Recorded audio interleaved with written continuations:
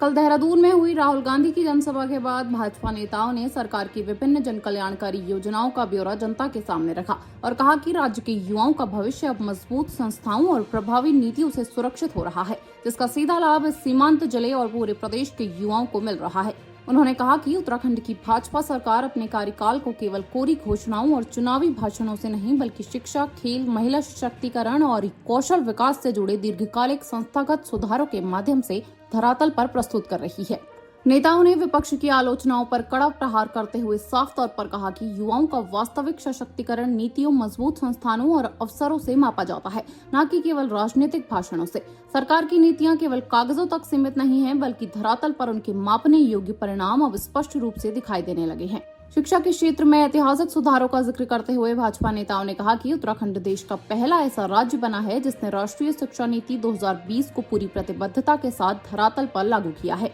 इसके साथ ही सरकारी स्कूलों के कायाकल्प के लिए राज्य में 189 अटल उत्कृष्ट विद्यालय और 142 पीएमश्री विद्यालयों की स्थापना की गई है, जहां स्मार्ट क्लासरूम और आधुनिक इंफ्रास्ट्रक्चर के माध्यम से बच्चों को वैश्विक स्तर की गुणवत्तापूर्ण शिक्षा मिल रही है। इसके अलावा चिकित्सा शिक्षा के क्षेत्र में भी सरकार ने ऐतिहासिक कदम उठाते हुए मेडिकल छात्रों को बड़ी राहत दी है और एमबीबीएस इंटर्नशिप स्टाइपेंड को 7,500 रुपए से सीधे बढ़ाकर 17,000 रुपए कर दिया गया है, जिससे भावी डॉक्टरों को बड़ा संबल मिलेगा। राज्य में युवाओं के कौशल और खेल प्रतिभाओं को निखारने के लिए सरकार द्वारा उठाए गए कदमों की सराहना करते हुए नेताओं ने बताया कि प्रदेश में खेल विश्वविद्यालय और खेल अकादमियों का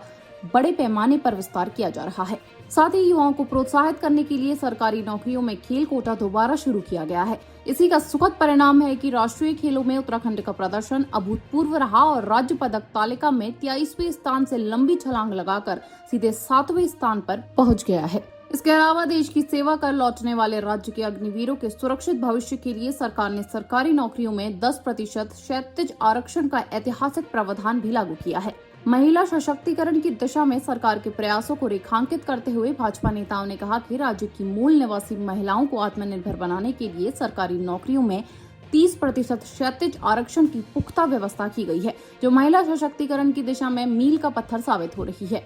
इसके साथ ही नंदा गौरा योजना के जरिए बेटियों को जन्म से लेकर उनकी उच्च शिक्षा तक निरंतर वित्तीय सहायता प्रदान की जा रही है, जिससे उनके अभिभावकों की चिंताएं दूर हो गई हैं। नेताओं ने जोर देकर कहा कि इन सभी कल्याणकारी योजनाओं का सीधा लाभ बागेश्वर के ग्रामीण और दूरदराज के क्षेत्रों के युवाओं और महिलाओं तक पहुंचा है और जिला स्तर पर जनता बड़े पैमाने पर इससे लाभान्वित हो रही है।